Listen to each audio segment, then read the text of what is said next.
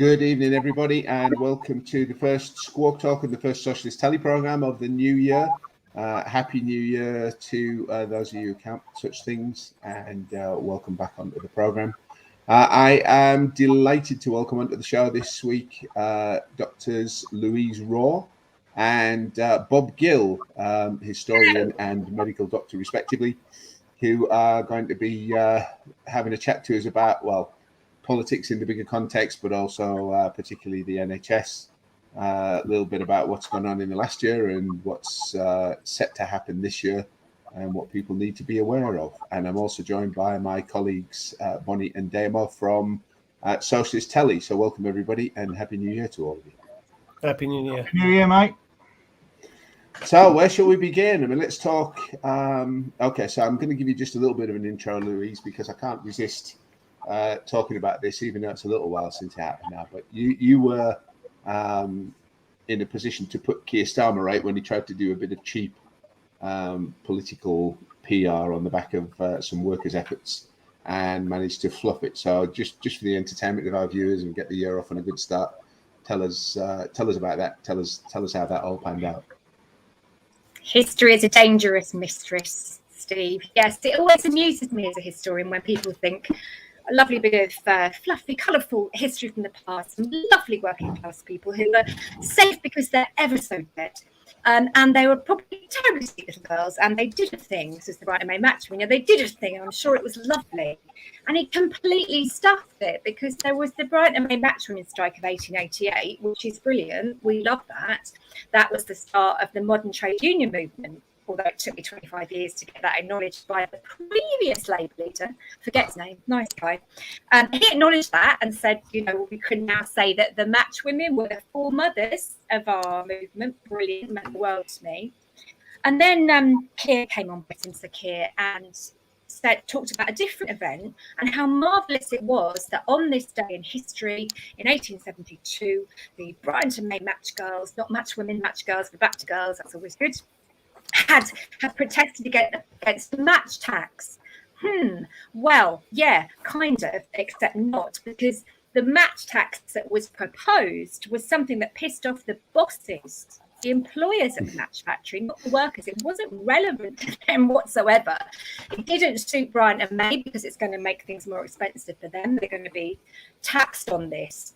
Brighton and May being cunning and very much like our kind of uber capitalist top dogs today, pretty smooth PR operators, and they thought, well, we do have a lot of friends in government and we can pull some strings, but it would be much better if we sent our sweet little sort of raggedy looking workers who love working for us, by the way. They wouldn't want to be at school. It's amazing getting the Gill rotted off by phosphorus for us. They love it. We'll send them to Parliament. It'll look all photogenic, well, a bit early for photographs, but it'll look ever so picturesque. The press will get involved in it, and if the police kick anybody in, it won't be us, which is like win-win. So off they send their workers. They force them, these children, to have an unpaid day off and to take petitions to Parliament. The police immediately charge them. The police do not like East End working class people. Working class East End people do not like the police. It is not a fond relationship. And they surround them. I think this is the first use of kettling that's recorded. That's supposed to be about 93, and I was actually there. 1993, not 1893, although some days it could be, which was against the MP outside of Euston. Has gone down in history as the first use of kettling here, but I think they've done it to the match women.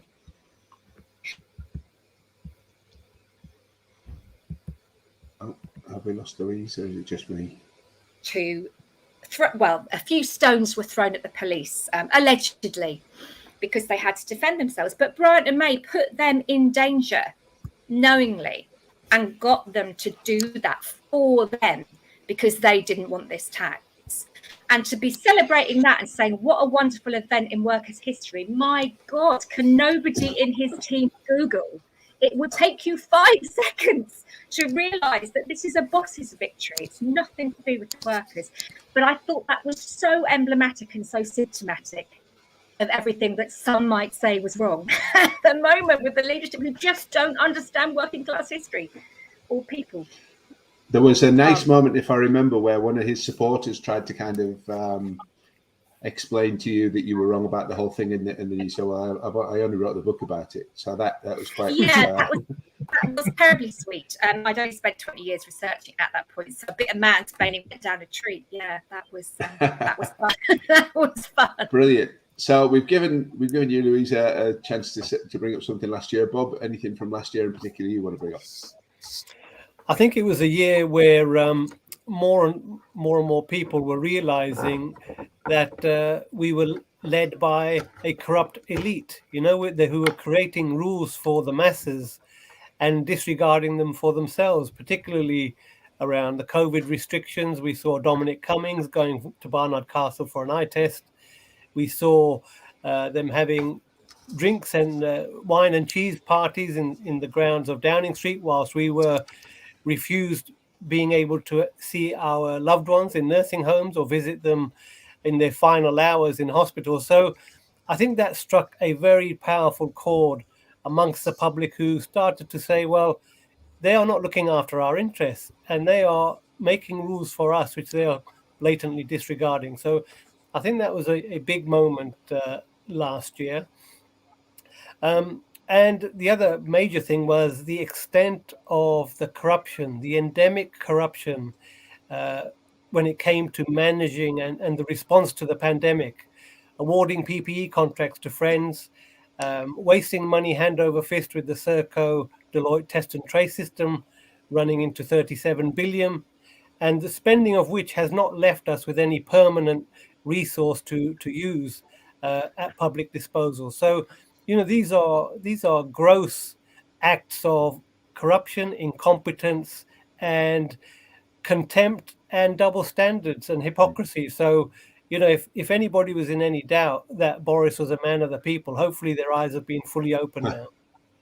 Yes, well, I mean, he clearly isn't. Sadly, there isn't anybody else who seems, fit to step into that role either. But yeah, I mean, well, no doubt those things feed straight into what's going on now. We need to watch out for in this year. So let's stick with the NHS for now, but we'll go on to what is happening right now and what is in the pipeline that people need to watch out for. And let's make this a kind of an open discussion on this one, so anybody jump in who feels like they want to. But do you want to lead us off on that, Bob? Sure. So the NHS, we are facing yet another surge of infection with the Omicron variant. It seems to be, although it's highly infectious, it's having a less of an impact on terms of death rates within hospitals. So that is something, and that was a pattern that was observed in South Africa. However, we have an NHS that has been struggling for 2 years to cope, despite having fewer beds than in 2019. We have an exhausted workforce. We have a depleted workforce. So any additional strain is really testing the sort of strength and the resilience of a workforce that have spent 2 years fighting something, sometimes with their hands tied behind their backs. We still hear that staff aren't being able to access adequate PPE. This is disgraceful 2 years into a pandemic. So, my worry is that although it's a blessing that this variant is less deadly, but it's still having a devastating effect on the staff. And on the back of this surge we're witnessing, the government is trying to shoehorn in policies which are deeply flawed. One of them is to mandate the staff who haven't been vaccinated to get vaccinated. That's about 10% of the staff, and they risk pushing these people out of the NHS. And the other is the digital COVID passport, which, the logical rationale behind that does not exist. And I can go into more detail if you like, but, those are the pressing issues at the moment. But the elephant in the room is the health and care bill, which is going through Parliament, which will, in effect, the headline is, hand over the control of NHS budgets to private corporations. Now, we've seen what handing out contracts to corporations has achieved through the pandemic. Well, this will become routine way of functioning for the NHS without public scrutiny, without democratic oversight, handing over budgets to American giants in private health and private insurance. So that is what we need to be all alert to. And this was always the plan, of course, wasn't it? This is why Trump said they called me Mr. Brexit right at the beginning, because they had their eyes on the healthcare market. This was always the big payday, wasn't it? To slice up the NHS. And we've got something like, was it Boxing Day? We had 31% of hospital staff off. They're saying we could have 1.4 million people off sick, and that the government's realising they're facing a national emergency, and they're scrambling to look at it. Scrambling. They've had 2 years. Why? Why are they scrambling now? You might be tempted to inquire if it's because they really dislike the organised unions in the health service, if they regard the health unions and some of the health staff as, they're working class people, they're probably a bit left wing, they might vote Labour if anybody still does these days. So if they die, well, very, very, very sad. But it's not like real people dying, is it, when the rich die? So I think it's horrifying. And even SAGE said, haven't they, we wouldn't be facing this disruption if we had measures in place. We have no measures in place for 2 years. There is no reason for that. But at least Boris got his holiday, because he disappeared, didn't he, for 10 days. And journalists said, where have you been? He said, well, in the country. Where do you think? The country. Only British people say that because people know which country. The country. Obviously, one's been in the country for one's holidays. It's astonishing, just deserting his post when we're about to hit a national emergency. Well, if you boil the current situation down into two big problems, you have a workforce problem and you have a capacity problem. By setting up these Nightingale units in car parks, you don't solve any of those problems. You don't increase permanent capacity. And where are the extra staff coming from to man these additional spaces? So it's a failed policy. We've already tried it once. It was a massive waste of money. Meanwhile, we have the private sector capacity sitting there doing profitable work, dealing with elective work that the NHS can no longer cope and do. So they're using the crisis in a way to damage the NHS's reputation. They do not care if NHS staff are driven out, the most experienced staff who refuse to be coerced into getting a vaccine.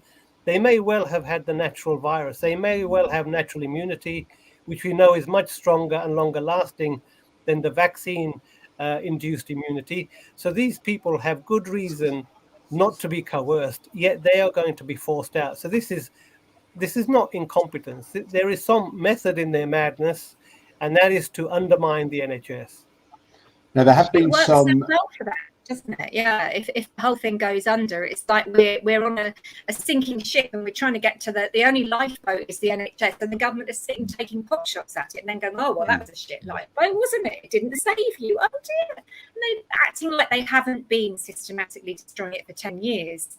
I remember right at the beginning of the pandemic, they tried this. I was watching Charles Moore in The Telegraph. He tried having a go at the NHS and blaming them for the pandemic, even though it's global, because they're too big and unwieldy. And that didn't take, but I thought, they tried it. They tried it immediately. They retired it for now, but that's what they're going to do. They're going to keep trying and bring that back whenever they can.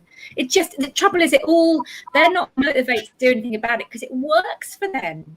If don't work as well as the NHS is brilliant. They turned from clapping for the staff to blaming the staff, and now the new set of scapegoats are the unvaccinated.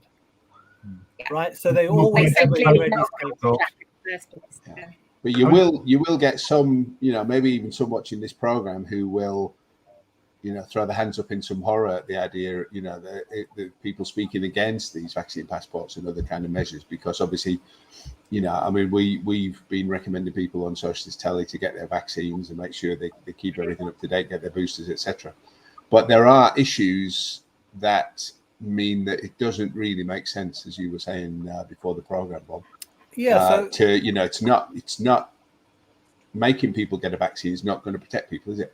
Well, I think people need to, in terms of the patients in the hospitals and so on. Yeah, we need to look at this issue a bit more closely. We are all fed up. We are all looking for solutions, but we don't want, in our desperation, to look for the wrong solution.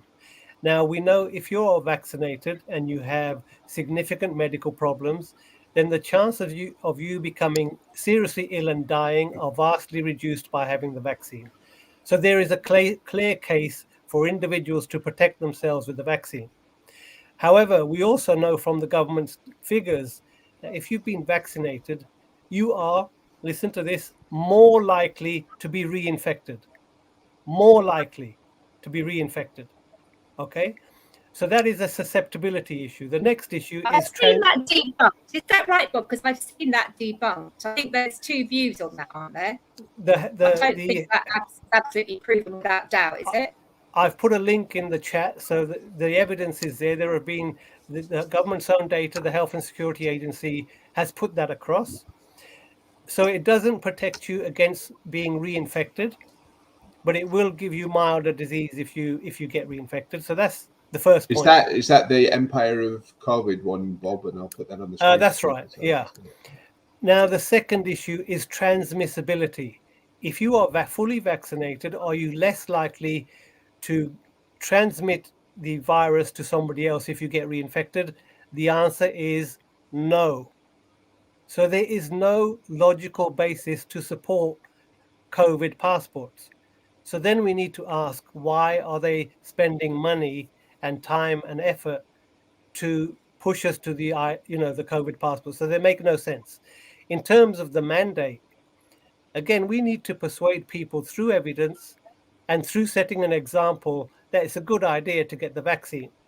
But when you start to force people and coerce people to have a vaccine, then it becomes counterproductive. You actually destroy the trust that you've been building up. I didn't come into medicine to hold people down and jab them.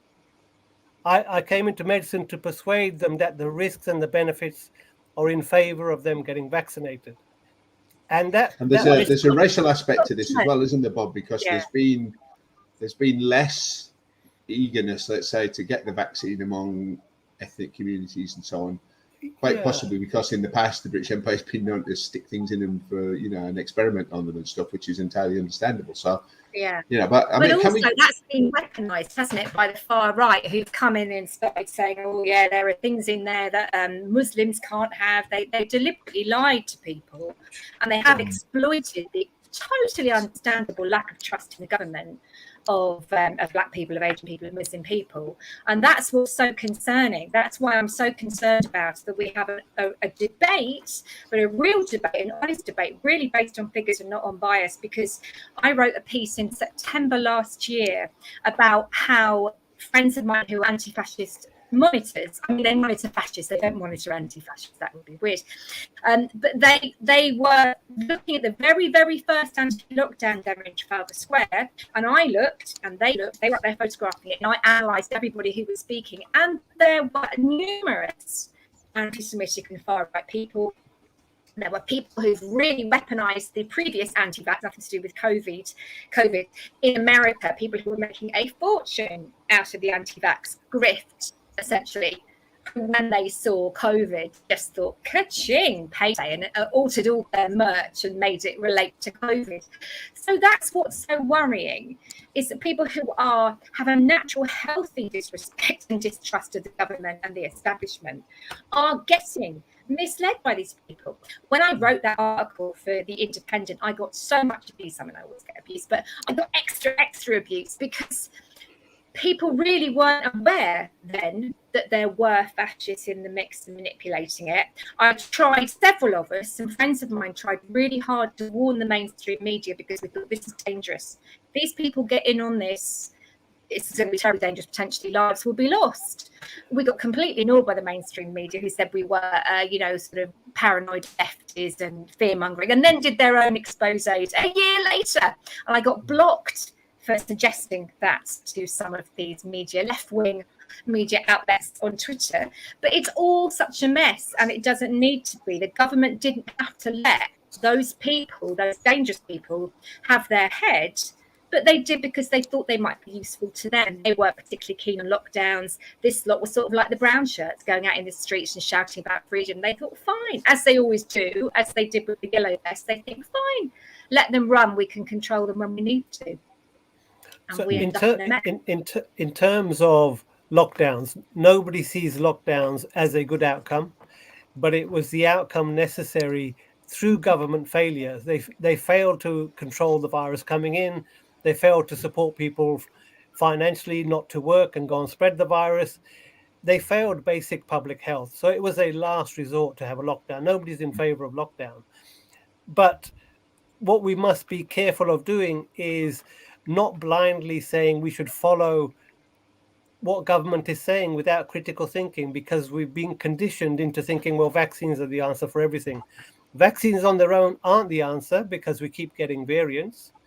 So, and the government's own committee, the Joint Committee on Vaccines, suggests that we should be cautious in terms of extending the vaccine to children.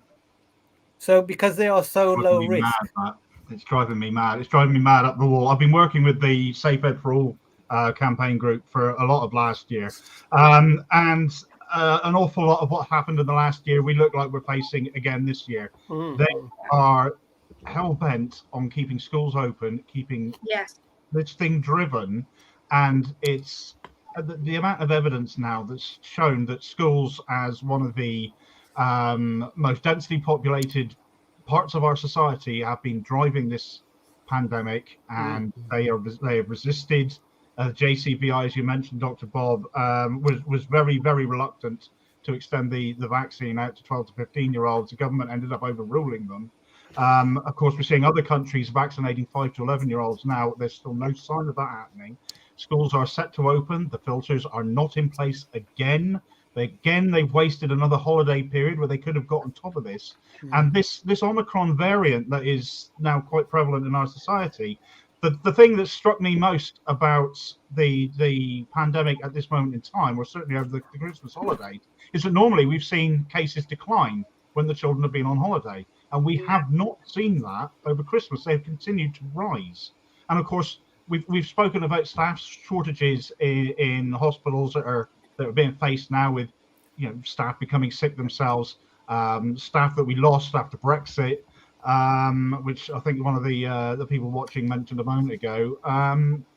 Just how much of a crisis is the NHS set for if the children go back to school? And as I fear, the cases are going to absolutely explode exponentially from where they are now, which is already really inevitable. Bad. And I'm so concerned for teachers. The government couldn't give a damn about teachers. They would go call them that Marxist blob or something. So brilliant. If they can take out the pretty well organised teachers unions and all those lefty teachers that they think they're all, horrifically left-wing, they don't care. They don't care about my kid. They don't care about your kids. They care about their own. But their own kids are at schools who will be getting the air filtration devices because they can afford the CO2 monitoring that Sir GG is insisting that they have before they get these few air filtration devices he's kindly giving out. So who's going to get them? Well, it's going to be bloody Eton, isn't it? It's going to be all posh schools, and my kids' state school probably not.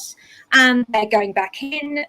Of course, they're mixing. You can't really stop children from mixing. I've never known so many people who have the virus, just personally. People I know, friends, kids. I've never known anything like it. Not the first wave, not the second wave, not whatever wave we're on. I'm terrified about this. I don't want to send my son back. I'm really, really scared. And as I say, I'll probably be all right. But my friends who have underlying health conditions, my friends who have disabled children, they're not necessarily going to be all right. 150 children died, I think, of the new variant. That might not seem a lot to the government. It seems a hell of a lot to me, and it's a hell of a lot if it's one. It's a hell of a lot if it's your child, isn't it? Unnecessarily dying. Yeah, I mean, I saw a figure a couple of days ago. I'll just throw it in before you go on, Bonnie. But there was 1 in 15 school-age children were currently infected with the virus. I think it was, and that was last weekend. So I mean, that's out of date now. That'll be more. But 1 in 15 before the schools have even reopened. So. That's just a bit of context. Go on, Bonnie. Sorry. Oh, it's all right. I was just going to say, and the latest wheeze by the government is to suggest that classes are merged so that they could cover for teacher shortages, which is absolutely horrific. At the start of this pandemic, we were talking about Nightingale classrooms, utilising business buildings that were not being used because of furlough and because of people working from home where they could, and so on.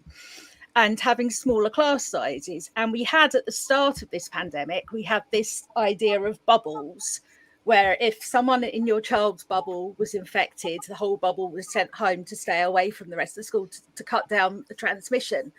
However, for some completely, I don't know, unknowable reason, the government decided last September, when the children all went back and were expected back, by the way, they didn't just turn up.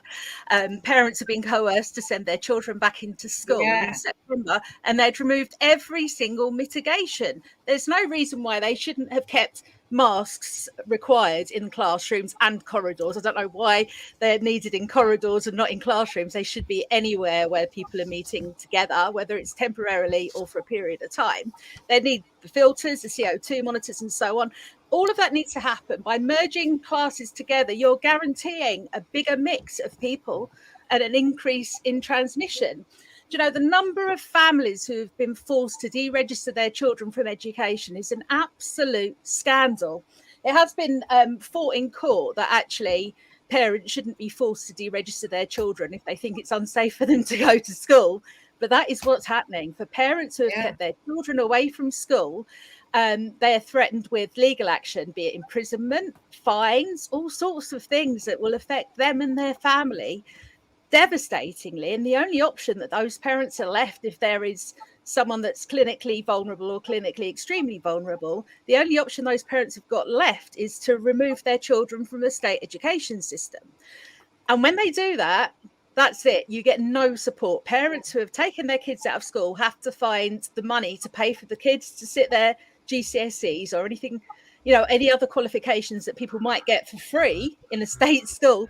Parents are suddenly having to not only home educate and care for their children, probably on top of working, they're going to have to find the money to pay for examination fees. It just seems absolutely bizarre to me that that's allowed to happen, because the state has got a duty to ensure that every child is offered an appropriate education.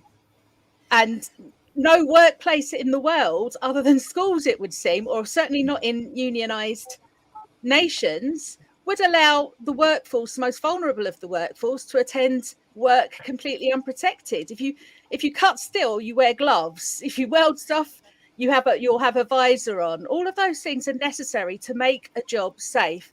The teachers are doing a job, the dinner ladies are doing a job, and you know what? The children deserve better than that too, which is why the Safe Ed for All group is really good, in my opinion. I've spoken with them a few times on your show, Damo. Because we look out for our kids. They bring whatever they get at school, they bring home. There's a couple of aspects as well that have, you know, kind of made me think of other things as well with this whole thing. I mean, they mentioned the ventilators or sort of filtration units or whatever. And the media, as far as I've seen, have, you know, kind of trumpeted this figure of 7,000 HEPA filters or whatever going to be given to schools. We have 25,000, give or take, schools in the country. So it's not even one a school, never mind one per class. And you need more than one a class, as I understand it as well. And yet the media have mentioned this number as though it's a substantial figure, which reminds me of the old days when, you know, that some Tory minister would come on and say, "Oh, we're going to make £500 million available for this thing," and then, you know, and they'd talk about it like it was this huge number, and not get any kind of challenge from their interviewer. And then when you work it out, you know, 500 million quid was like, you know, £5 a person or something. You know, it's absolutely nothing for what was the scale of the problem. And the other thing is the kind of absence of opposition from the Labour Party on all this stuff, because, you know, and one face pops up in both of them, because we've seen, you know, the lovely Mr. Wes Streeting going to health and welcome the lack of any government measures, you know, being introduced to combat the spread of this variant that's going rampant at the moment. And when he, you know, and he was in education before that, and we saw Labour side with the government on education, you know, the no ifs, no buts thing about having all the classrooms open, they, you know, siding with the government against the unions on face masks in schools and all this kind of stuff. So we're going to use that kind of as a little pivot at the moment, just to, you know, kind of move on to a more parliamentary level, really. We'll come back to this to close out the show. But New Year's honours, and Sir Tony Blair, who is, you know, and I understand, somebody told me just now in the, you know, while the programme's going on, the petition against his knighthood has reached 489,000 signatures. That's no doubt out of date now, and it'll pass. It's probably past 500,000 while we've been speaking. Sadly, not on the government petition site, which would force the government to actually deal with the thing, but an obvious statement of disgust from a large portion of the population in terms of the war criminal, as he's often termed, and architect of many of the privatisations and attacks on human rights that are going on at the minute. Under the Tories, started off under Tony Blair, etc. So Bob, I'll give you first word on this. What do you make of the New Year's honours and particularly Mr. Blair, Sir Blair?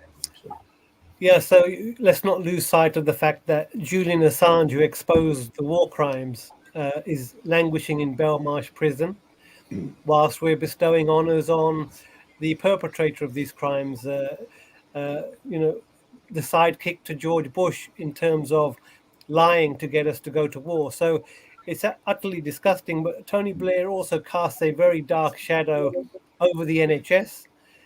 He instigated private finance initiative, which saddled the NHS with debt. He introduced foundation trusts, which were arm's length business entities.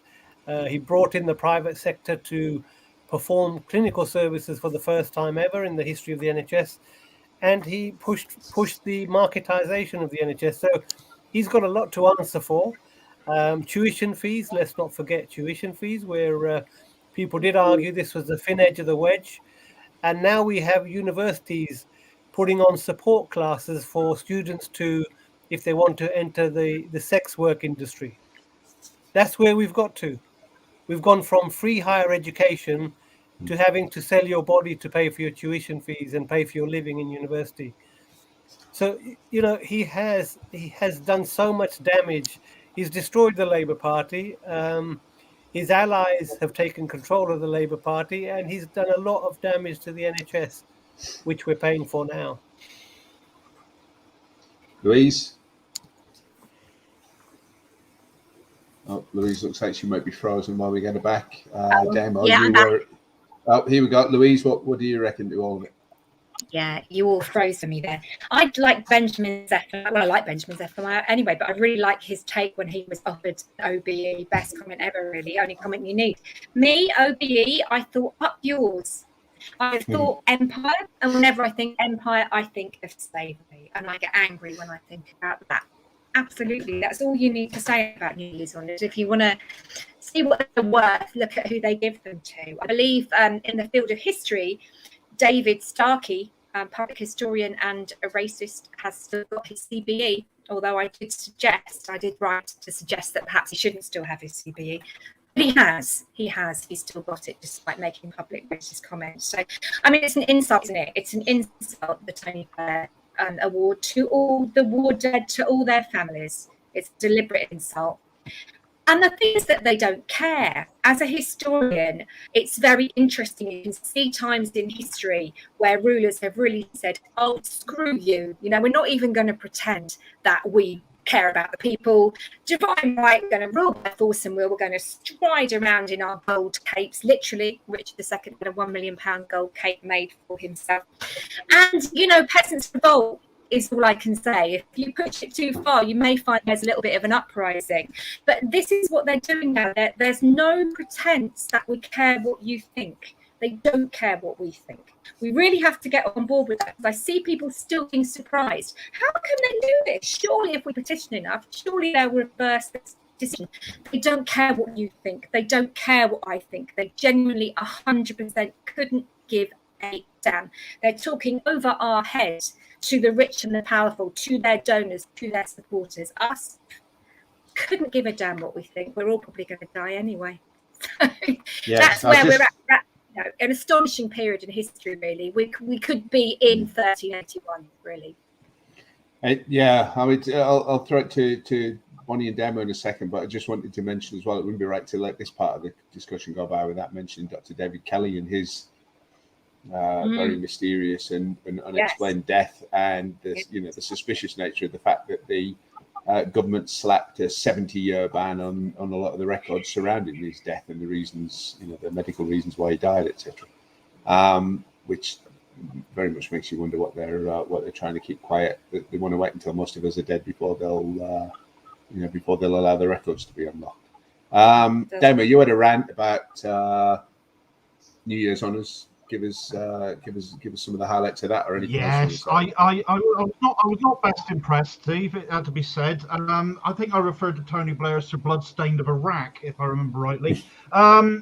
Yeah, I mean, it's not just a knighted though. He's been made Order of the Garter. I mean, this is the Queen. I mean, as if she hasn't got enough bad press and protecting Andrew and all the rest of that side of things going on at the moment. She does this.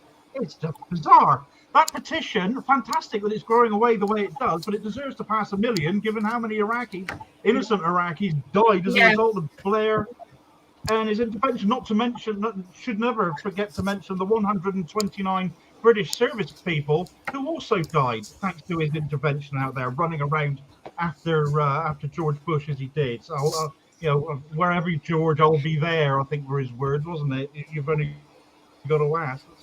And he wear armor like a glove. Starmer representing now living and we're there in order to hold such people to account. In a way that Blair never was at the time that he was in power, and he absolutely should have been. I think the best candidates for people to have gongs are the people who end up turning them down, because frankly, it's a bigger badge of honor, and there's a bigger. I have far more respect for people who look at these things and say no, thank you.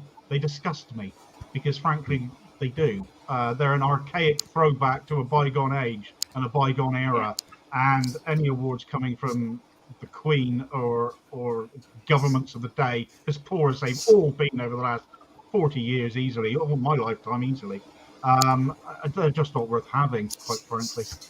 And why are we harking back to the empire? We don't have a bloody empire anymore. Wake up, everybody. Imagine someone said on Twitter, imagine Italy. Somebody saying on Twitter, imagine if Italy started giving out awards of the Roman Empire. Wouldn't that seem ridiculous? And yet, here we are, perhaps Germany.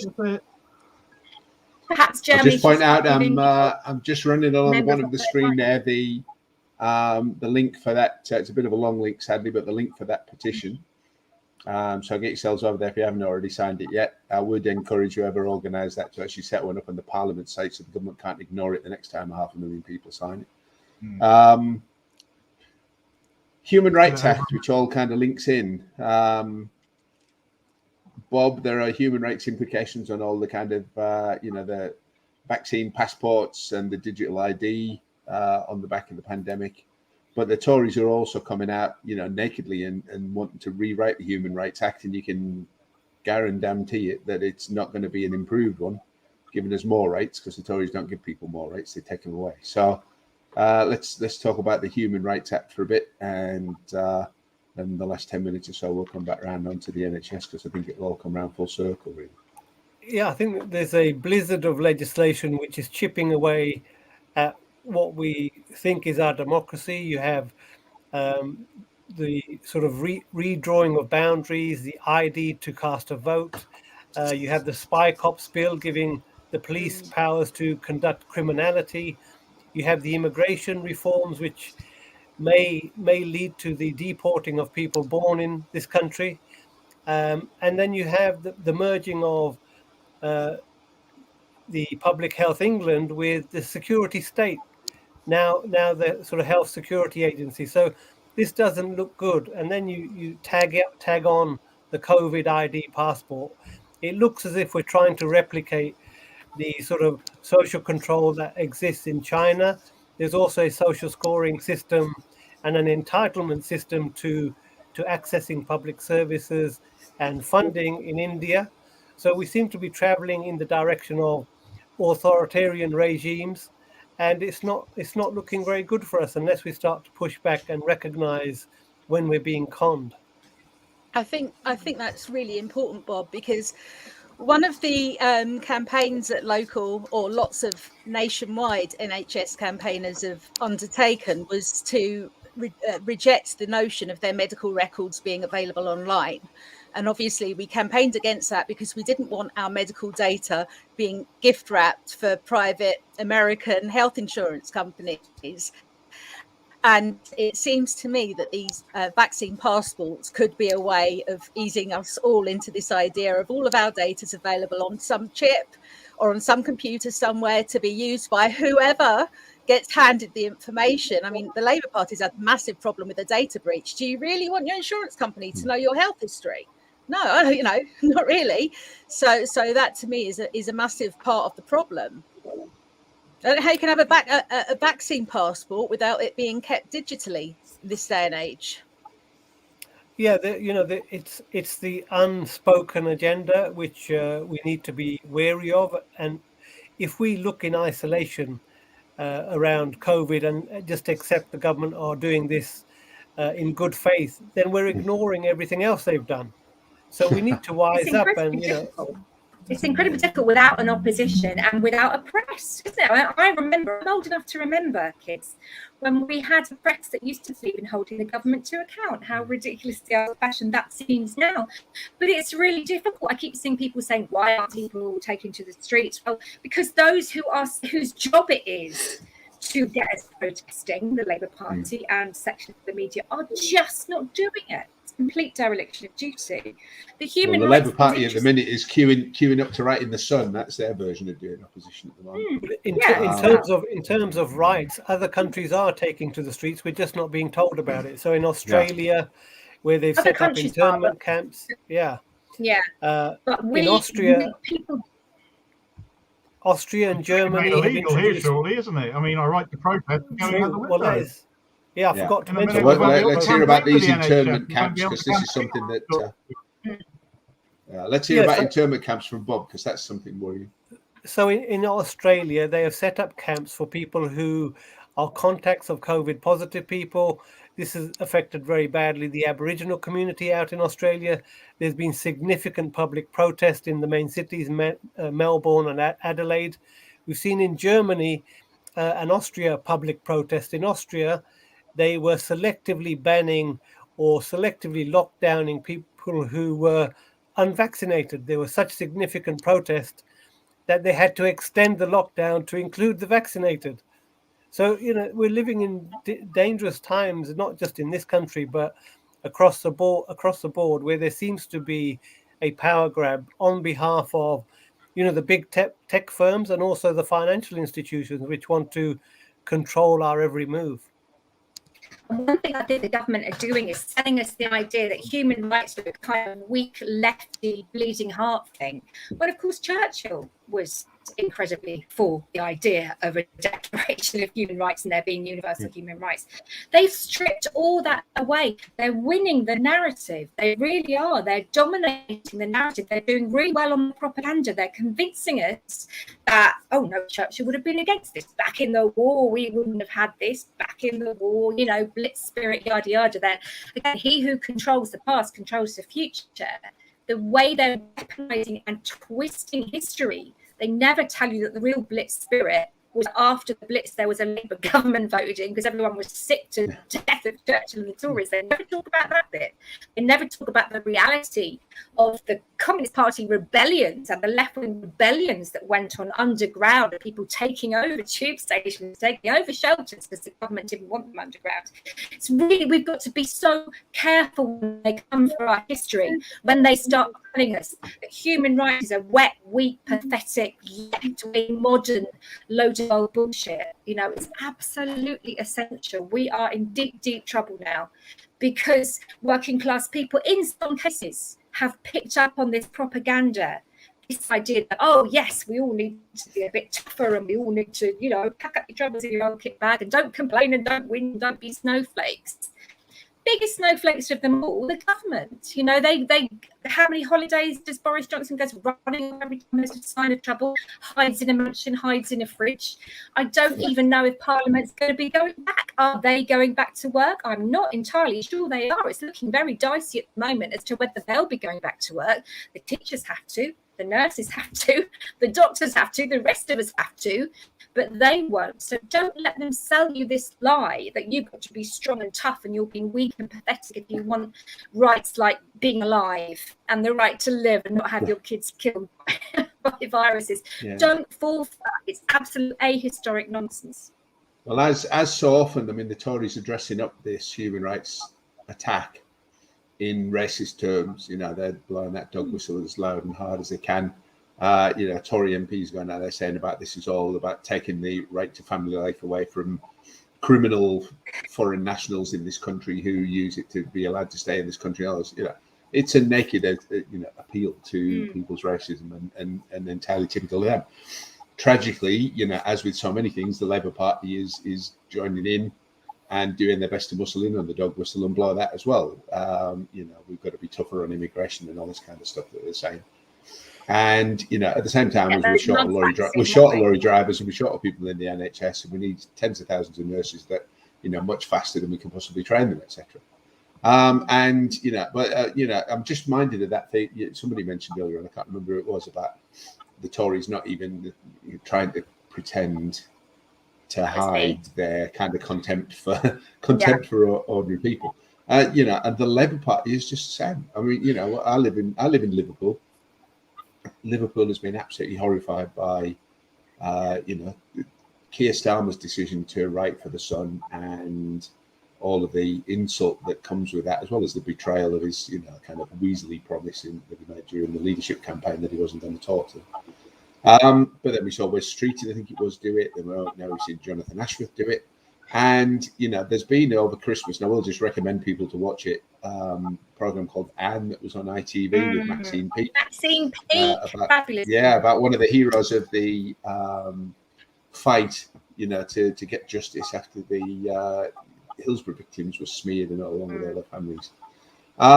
So, you know, and there's a motion from the CWU that they put to the Northwest Labour Conference, and that passed, condemning Starmer for engaging with that rag. And, you know, his Starmer's response to that was to approve, because it's unimaginable that Ashworth would have done it without approval. Jonathan Ashworth to go and write for it, and no doubt next week there'll be some other one. You know, we are in a situation at the minute where, you know, to use a well-used phrase now, you know, two cheeks of the same arse, basically, on either side, you know, with its bum split on either side of the Commons benches, and very little real opposition going on at parliamentary level. So I think somebody asked, it's got it up on the screen here still, you know, do we need to sideline the House of Commons? We have no opposition, you know, extra parliamentary action. What can people do to try and stop some of this stuff from happening?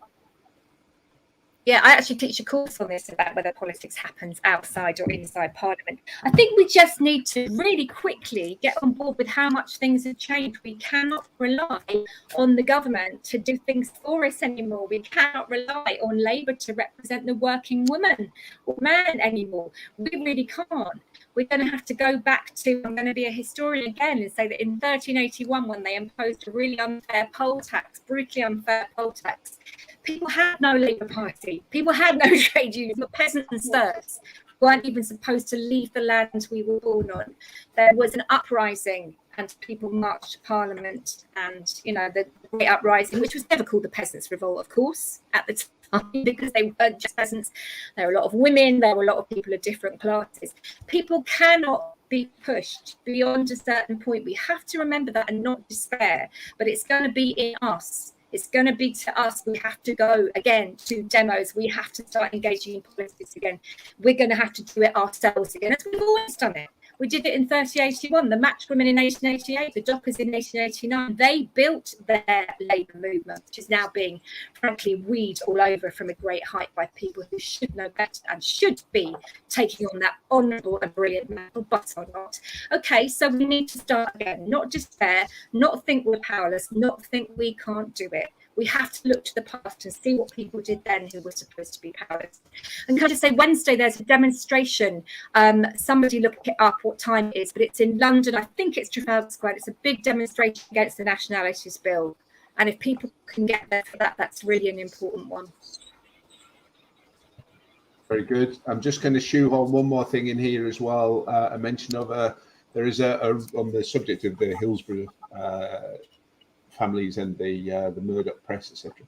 And there's a Real Truth Legacy project, which Liverpool MP Ian Byrne, one of the good ones left in the Labour Party at the minute, is spearheading. And I'm not going to go into great detail on it there, but it is working to kind of bring out the truth about what's going on still with the Murdoch press, etc. And it says a specific local target of the campaign is to safeguard an annual Hillsborough Day in Liverpool City region. So if you're interested in that, I'm popping the link up there at the bottom of the screen, and then we can move on. And we've got 10 minutes left. So I'll tell you what, let's make it pretty much a free-for-all. So anybody who wants to bring up anything at the moment, jump in. And, I wouldn't mind just making a we quick can react comment to that. about the vaccines and the effectiveness of them. Obviously, there has been a massive problem with global south countries being unable to access the vaccine. And obviously what we've seen is the development of a new variant from somewhere where, the majority of people are fairly hard up and they haven't been able to access the vaccine. There really needed to have been a condition, and the money that our government paid the pharmaceutical companies to develop these vaccines, there should have been a condition that the solution to the problem would be made available free from patent, so that manufacturers around the world could make sure we got the world vaccinated. Because we can have vaccination rates as high as you like, but if someone flies into the country with another variant or what have you, it is going to run rampant through our society, which is what we're seeing with Omicron. And the other thing I want to say is a lot of people who describe themselves as vaccine hesitant are suspicious of the motivation of the government and the pharmaceutical companies. Oh, they're just making a situation where we're going to have to, the NHS is going to have to fork out however many millions or billions of pounds every year for boosters that will be unending and so on. Once again, I'm thinking, how much better off would we be in this situation now if we had elected a Labour government in 2019? One of Jeremy's key planks was that there ought to be a nationalised pharmaceutical company. And in that way, because we have great trust and respect for our doctors, rightfully, if we knew that this was being promoted rather than financial benefit of some shadowy character somewhere else working for a pharmaceutical, probably in a white coat or whatever, wouldn't it be a lot easier to accept that this was actually in our interests? We're not making profits for people, we're looking out for people. And I'd like to see a bit of a call actually from our politicians about making it happen, that we can have a nationalised pharmaceutical company, and to start making some demands on the money that we've spent out over the last 2 years to deal with this crisis. So there was, it's actually worse than that. So the Oxford AstraZeneca vaccine, the people who developed it did intend to make this a non-profit, non-patentable product. And I think it was Bill Gates via the World Health Organization who managed to persuade them not to do that. There was a very good Dispatches on a couple of weeks ago, which looked at Pfizer and the tricks that Pfizer was using, some of the concerns about whistleblowers who were raising concerns about how the trials were conducted.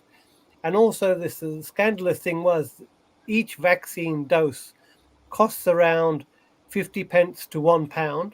But our government is paying the most in the world for a vaccine, which is £22 a shot.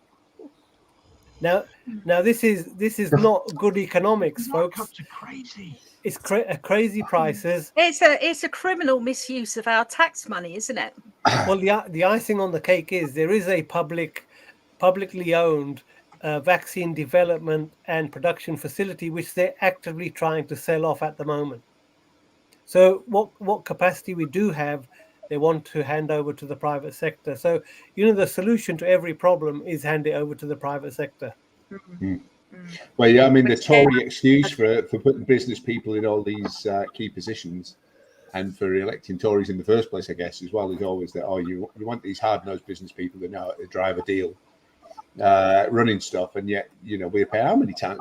What did you say the average price was? And we're paying 25 quid. We're paying for, let's say, £1 to produce, £22 we bought them for. So yeah, that's That's quite- true business you wouldn't, sense. you wouldn't get away with that at Dragon's Den, Fantastic would you? businessmen. But And women. So it's a And good one job thing they we put all of our taxes up again, isn't it? Exactly. And one thing we haven't touched on yet is that all that money that was spent on track and trace, and now we can't get tests. We can't get any tests. My area's been completely out of tests for 2 weeks, but this whole current, safety strategy is predicated on the idea that we're all testing. And yet it's impossible to get hold of them.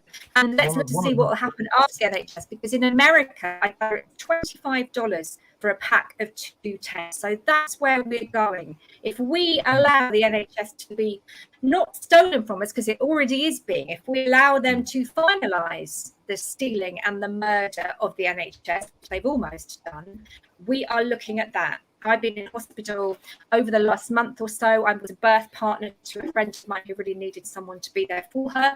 She's been in and out of several hospitals with threatened early labour. And what I've seen is astonishing. Settling someone in a labour ward who's in agony, who then has to be blue lighted out of there because there's an amber alert and there aren't enough neonatal beds and everyone's kicked out. Apart from Boris Johnson, whose wife went into that particular hospital. And that was all sorted out for her. She had her baby. He came in, the nerve of it. He came in and did his photo opportunity outside UCLA, I believe it was. Oh, look at me, I support the NHS. She's then immediately moved to a private wing. He sods off. The man who is destroying the NHS, although it saved his life, although he went there because that is the top hospital in the country for C-sections and the top surgeon in the country is there. So he will use it like that, pretend to people he's not destroying it. Oh, look, Boris supports the NHS. People don't realise. They really don't. They think because like the sky, it's always been there as long as they've been alive. They think it can't go away. It's going away. And it's Clement's birthday today, by the way. So let's remember where we were before the NHS. People were dying. People would not call the doctor out, even if they were dying, because they simply couldn't afford it. People were pulling out their own teeth, for God's sake. That wasn't just a quaint, old-fashioned thing people used to do. That was because they couldn't afford anything else.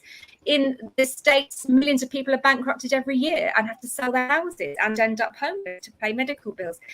Don't let this happen. If we do, we are completely screwed and our children are completely screwed. It will be a disaster and we'll never get it back if we let it go.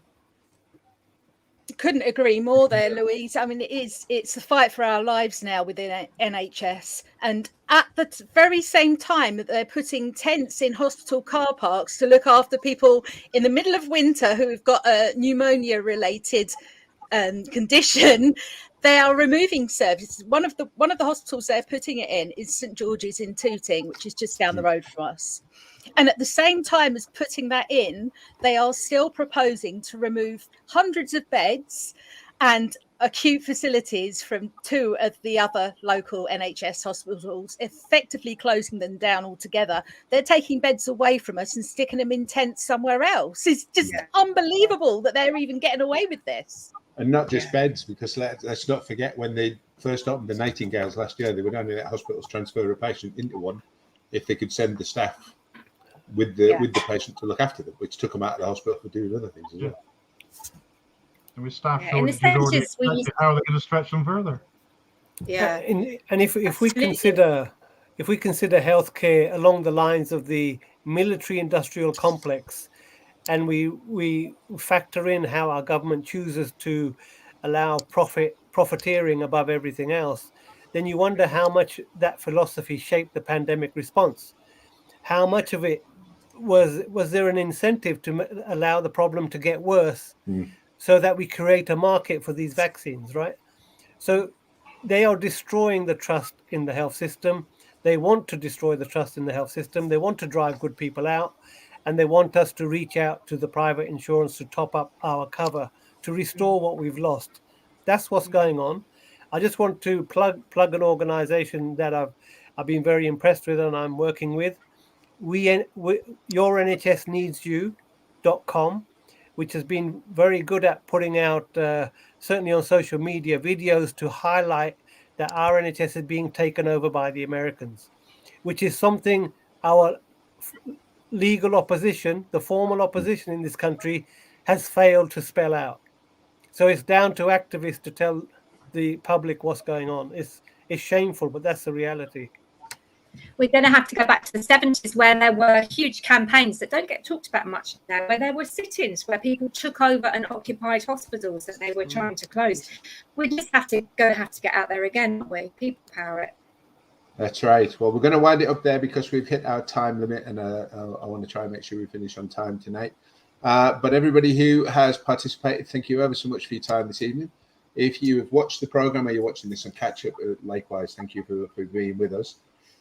Do keep an eye on what I think will be a kind of accelerated and intensified socialist telly program this year, schedule this year at least. And join us again next week on Skwawk Talk. Do share the links, and if you watch in the future, make sure that you take part in the comments, and make sure to click on the subscribe and notify options on your preferred social media platform to make sure that you keep up with what we put out. Everybody, thank you very much, and enjoy the rest of your week. And yet again, Happy New Year. Take care.